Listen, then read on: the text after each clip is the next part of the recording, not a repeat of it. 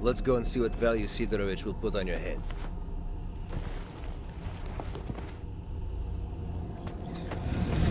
$0.62.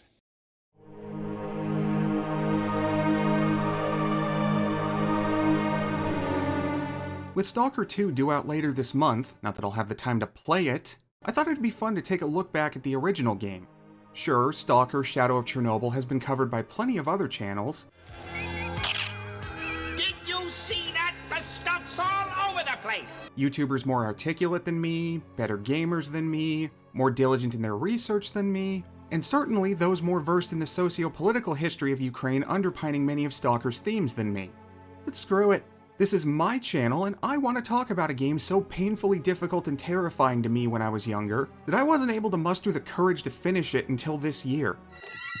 Things I do for love. Released in 2007 after close to a decade in development hell of one form or another, Stalker Shadow of Chernobyl, originally spelled with the Russian transliteration, but recent re-releases have opted for the Ukrainian equivalent, and I've opted to respect the studio's choice in this matter, comes to us from GSC Game World, a Ukrainian developer previously responsible for the Cossacks series of real-time strategy games, as well as Stalker's spiritual predecessor, Venom codename Outbreak. A game which Stalker was originally planned to hew closer to in its setting, before Venom's failure to make major waves in the market forced GSC to rethink their approach. Personally, I think it was for the best, as their eventual choice to set Stalker inside the Chernobyl exclusion zone provides a stark realism to the setting that few other games can match. But before I could even begin to analyze any of that, I had an important decision to make. Which version of Stalker I was going to play. Due in large part to its rough development and buggy state upon release, they can't see me. I can't see them.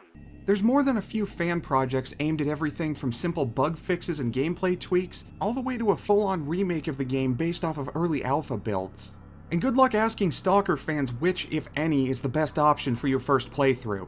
The most you'll get out of it is flame wars over the proper way to play the game, how complete is a disaster that makes the combat too easy, how the zone reclamation project changes too much to be called a fan patch, or one of a million other arguments that get you no closer to an answer. Is there ever a bad time for pudding? Quinn, What? is there? Eventually, I just threw up my hands and said, fuck it. I'm just playing the version I've got on GOG. So keep in mind that everything I have to say in this video relates specifically to the 1.006 patched version of Shadow of Chernobyl. My deepest apologies to the 1.0 purists out there. You just made an enemy for life. Stalker Shadow of Chernobyl puts you in the combat boots of the Marked One, an amnesiac man fished out of a pile of dead bodies in the back of a truck. The only clues he has to go on are a tattoo of the game's title on his forearm, and a PDA containing the order, "Kill the Strelok." After a crash course on how to act like a proper stalker inside the zone from Sidorovich, who you can't convince me wasn't the inspiration for Marcus in Borderlands. I don't give a shit why you want to find this Strelok guy. I mind my own business. I'm sure we'll be doing this all again soon enough. The Marked One heads out to find this Strelok character and hopefully get some answers as to who he is and what happened to him. His story, however, plays second fiddle to the real protagonist of Stalker, the zone itself. The zone became a far worse place in the world of Stalker after a second incident in 2006 that transformed the Chernobyl exclusion zone into a place beset by alien anomalies and horrific mutants. Officially cordoned off by the Ukrainian military with orders to shoot trespassers on sight, the zone has nevertheless become home to plenty of men willing to brave the dangers for the fortune awaiting them if they can bring enough anomalies back out of the zone. There's even a rumor that's begun to spread amongst the stalkers of a wish granter at the center of the zone, deep inside the sarcophagus of Reactor 4. Supposedly, it grants any man able to reach it his deepest desire. Not that anyone brave or foolish enough to attempt the journey has ever made it back. But when has a little fact like that ever dissuaded the greedy and the desperate? Heavily influenced by, but not actually an adaptation of, the iconic Soviet sci-fi novel Roadside Picnic by the Strugatsky brothers, and even more so its brilliant film adaptation by legendary director Andrei Tarkovsky, Stalker. Though I've never read Roadside Picnic myself due to being unable to find a quality English translation, Stalker is one of my personal favorite art films right alongside Werner Herzog's masterpiece Aguirre, Wrath of God. What are you looking at me like that for? You think that just because I play video games all day, swear like a sailor, constantly reference cartoons and anime, Captain Optimus Prime sacrificed himself for our country, and have admitted before to not being well-read in the slightest that I can't be a fan of more cerebral cinema? Well then you have very valid reasons for thinking so. But I am genuinely a fan of old foreign movies. Stalker in particular is a jaw-droppingly fantastic demonstration of how you make long scenes of nothing happening as enthralling as the most exciting of action sequences. Few are the directors who can turn 5 minutes of the backs of 3 men's heads as they ride on a train without exchanging a single word into a moody sequence that pulls you into the film's world and keeps you there. Naturally, this unnerving slow burn of a film which poses numerous philosophical questions about mankind in the modern world would serve as influence for a video game where you shoot mutants and gopniks in the fucking face. And you would think that this kind of shift would take away from the atmosphere and tension of its inspiration, but it doesn't. It really, really doesn't. For the uninitiated, Stalker Shadow of Chernobyl is the kind of game that defies traditional categorization. It's not quite a pure FPS, nor is it completely an RPG, but neither is it a full-on survival horror. It's somehow all of the above and none of the above at the same time. Prior to Far Cry 2 stealing several of the concepts wholesale and taking all of the credit, the closest comparisons that spring to mind are the games of the woefully underappreciated Deep Shadows, another Ukrainian developer responsible for Boiling Point Road to Hell, as well as 2 other games that remain trapped beneath the boot heel of Russian publishers. While Boiling Point lacks the overt horror elements of Stalker, both games share not just similar roots, what with Deep Shadows having been founded by former GSC employees, but hold a kind of ambition seldom seen among their Western contemporaries. Attempting to push the boundaries of what was expected of first-person shooters in a half-mad quest to create the ultimate game, on a fraction of the budget of your average AAA title. Sure, they're both jank as fuck because of that ambition and lack of budget, but if you've played either game, you already know that only makes them more charming. If you want to kill him, well, you must have your... What are you standing there for? Come closer. I don't bite. He just wouldn't be Stalker if I didn't occasionally find NPCs dead in campfires because the game accidentally spawned them inside the flames instead of next to them. Yet where other games with such jank, including Boiling Point to a certain extent, would be falling apart at the seams no matter where you look, Stalker's gameplay kicks in the door, DJ Khaled blaring in the background and styles on everyone's balls. Everybody hands go up, and they stay there. Yes, it can be an uphill climb at the start. Yes, it can be brutally unforgiving. And yes, you will die over and over again before you get the hang of it, and will continue to die plenty of times afterwards. But once it gets its hooks in you, say goodbye to your free time because the zone is your home now, Stalker.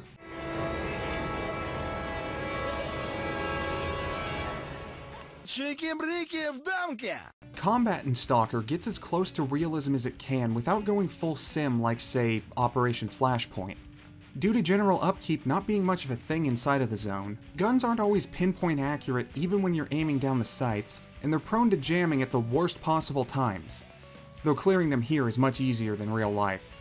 However, it still only takes 1 or 2 well-placed shots to kill most enemies, or for them to do the same to you. Because of all of this, you'll want to take it low and slow for much of the early game, and quick save as many times as you need.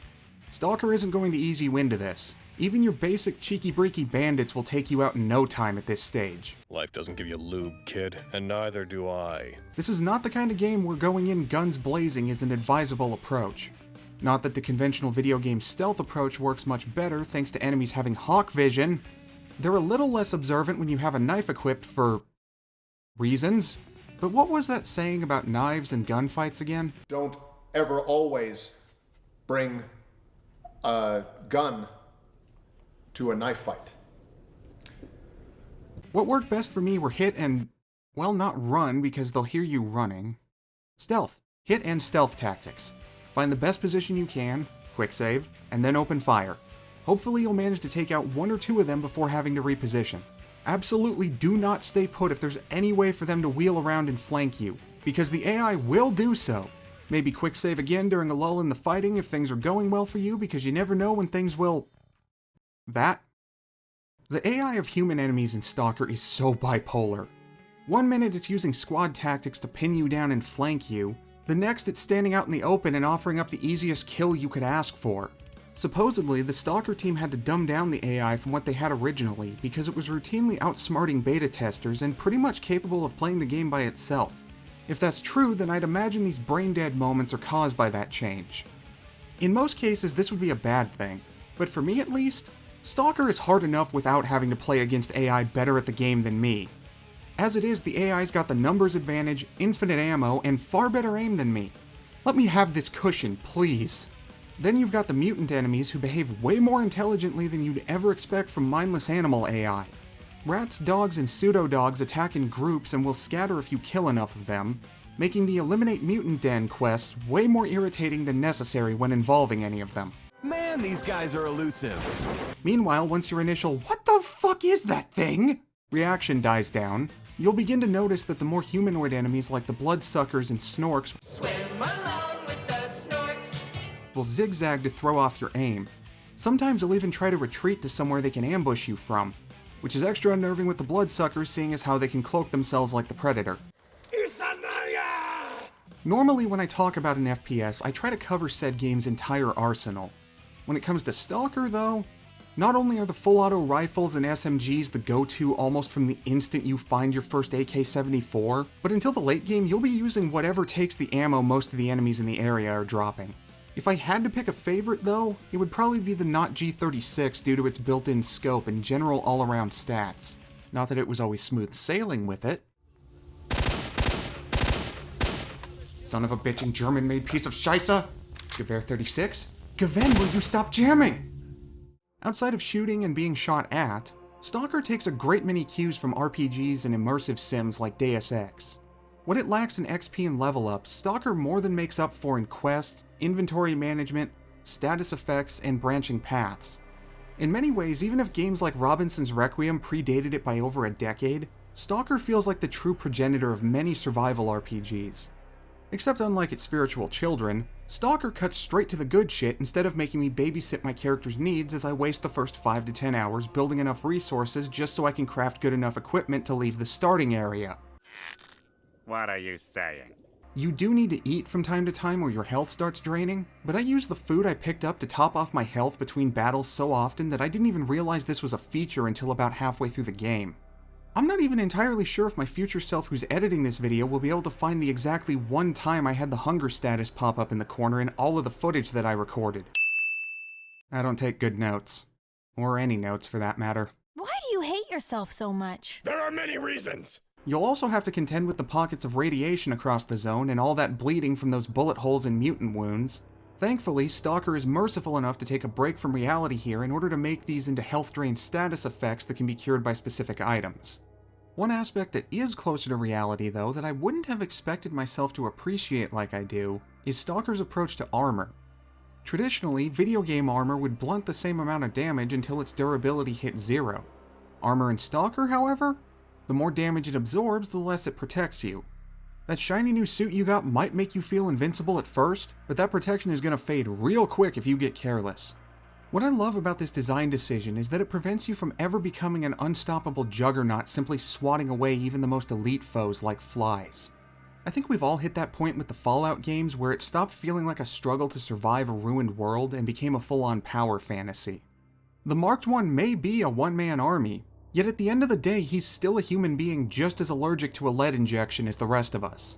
You can boost your chances a bit by wearing various artifacts as stylish accessories, but only a bit.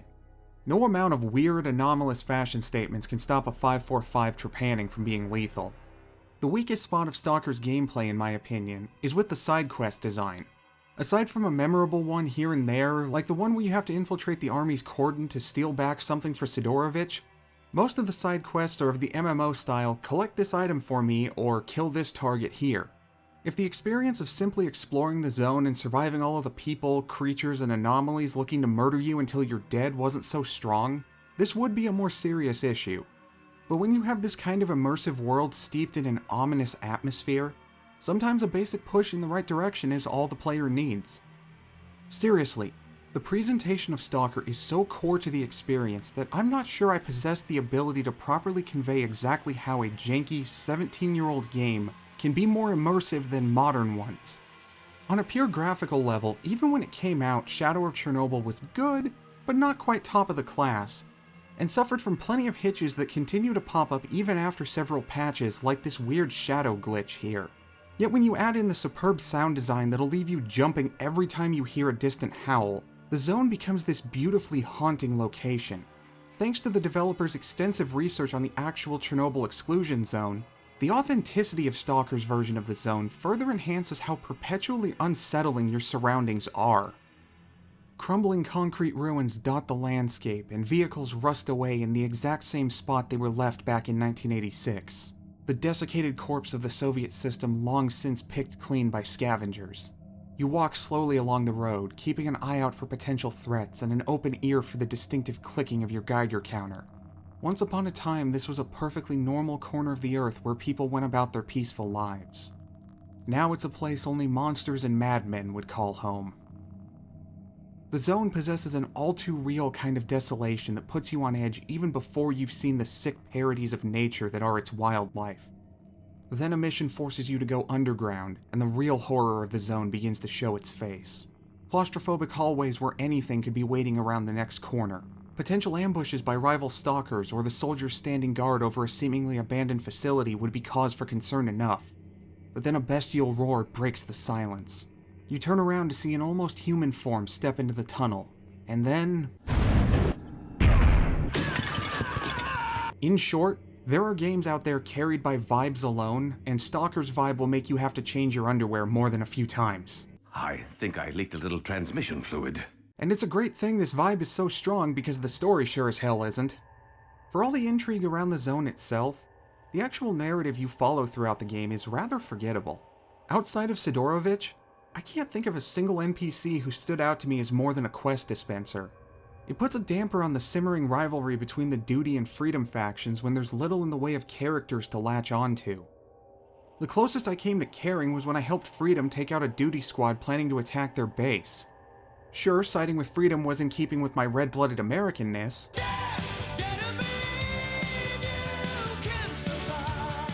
but I mostly did it to get back at those Duty fucks for using me as bait for an ambush the moment I reached the army warehouses.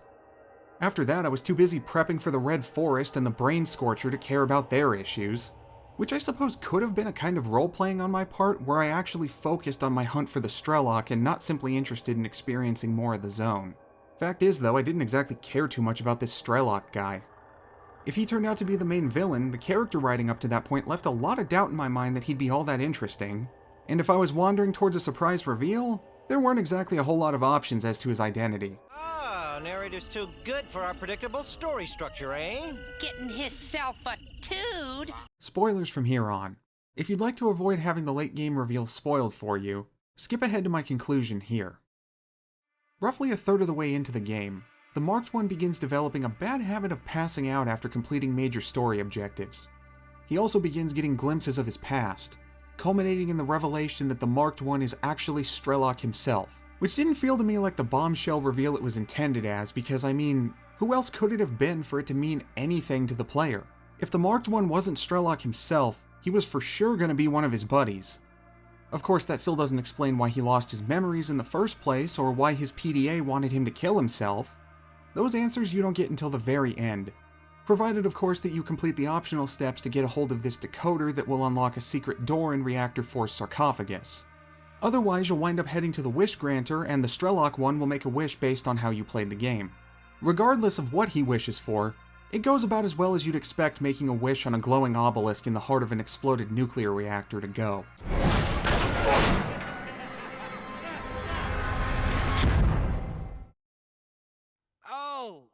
I think you ruptured my little piggy spleen. If you do have the decoder and go through this door, though, after one more push through the fanatical monolith troopers you've been fighting since the Red Forest, you'll reach the mastermind behind it all, the Sea Consciousness. The Sea Consciousness is the end result of secret psychic research being carried out in the area even after the evacuations in '86 and the eventual fall of the Soviet Union. This is my psychic beacon.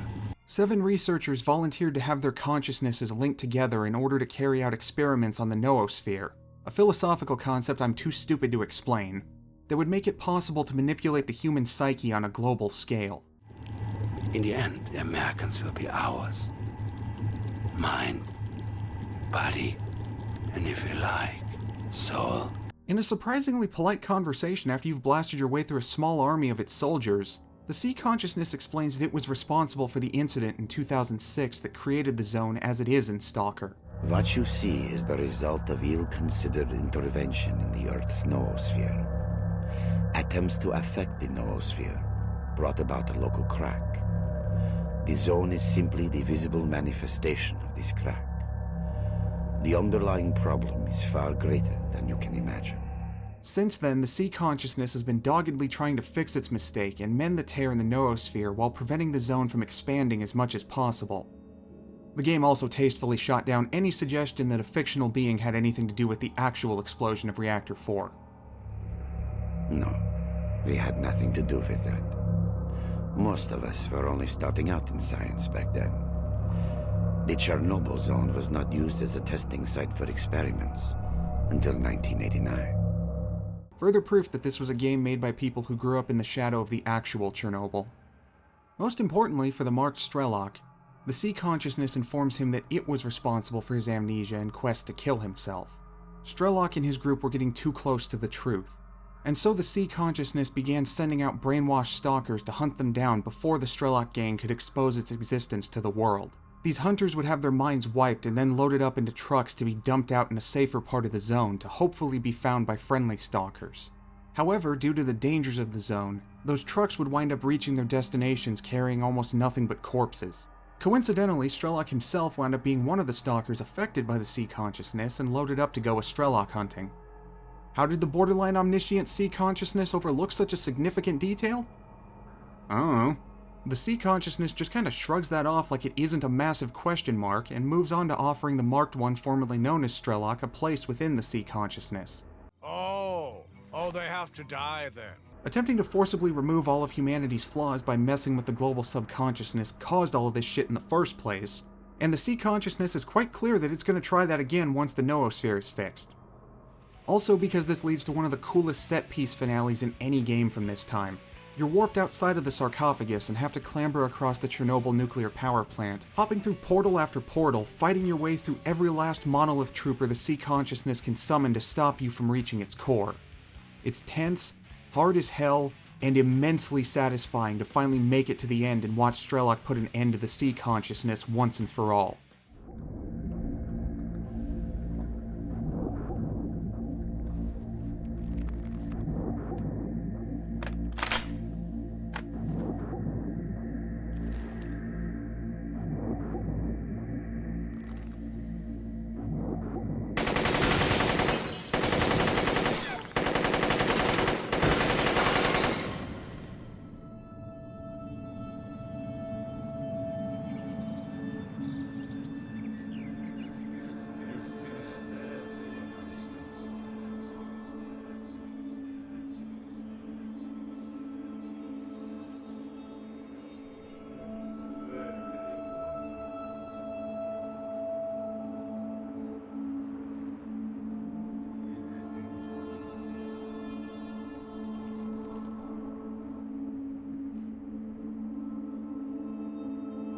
I don't know whether I was right or wrong. I guess I'll never know. But I made it. And I guess I should be thankful for that.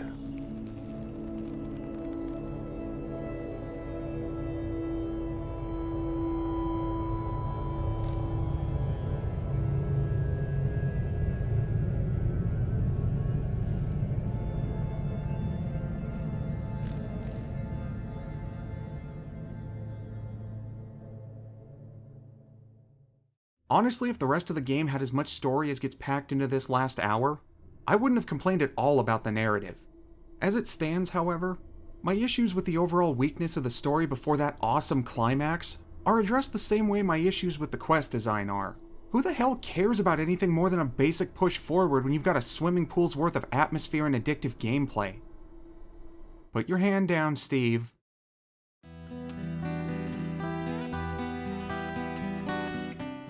What GSC Game World achieved with Stalker Shadow of Chernobyl should never go unappreciated. Most games with the kind of development hell that Stalker went through come out the other side broken, miserable slogs. And that's if they come out at all. So am I still waiting? Then we have Stalker, a game that, for all its janky moments, succeeds spectacularly everywhere it needs to. Tough, realistic combat that works in concert with compelling exploration and a deeply disturbing setting to keep you hooked for hours on end. What major flaws it does possess, bare-bones quest design, next to impossible stealth, weak character writing, and a story that saves all of the interesting parts for the final hour of a 20-plus hour campaign, can do nothing to impede the brilliance at the heart of Shadow of Chernobyl. And the jank?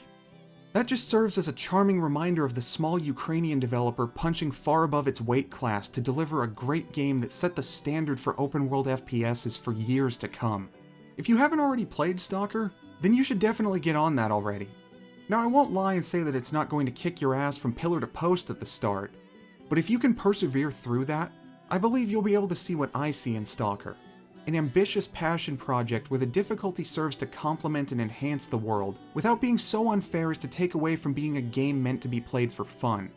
Stalker Shadow of Chernobyl, as well as its not-quite sequels but also not-quite spin-offs, Clear Sky and Call of Pripyat, are available digitally for PC on Steam and GOG. You can also get them on PS4 or Xbox One if you're one of those weirdos who prefers playing FPS games with a controller. You are all weirdos! No guarantees as to how well any of the three work on console, though. All three games were designed with mouse and keyboard in mind as the primary, if not only, control method. Not to mention that Clear Sky is such an infamous mess that I can't imagine the console version being anything but a disaster. So a strong presumptive caution from me towards the console ports. If I'm wrong, please let me know in the comments. And like I mentioned at the start, the first full-on sequel, Stalker 2 Heart of Chernobyl, releases in just a few weeks. Though going by GSC's track record, I wouldn't expect it to be in top form on release. But it's not like I'll have time to play it myself to say for sure anyways. I'm gonna be too busy working on my next video. And the video after that. And the video after that. Is it too early to go on another vacation? You bet you're a sweet little keister! I said the word keister! Anyways, that'll wrap things up for Stalker. Next time, we'll be closing out my look at the Tomb Raider Remastered trilogy with Tomb Raider 3. Oh shit! I'll see you then.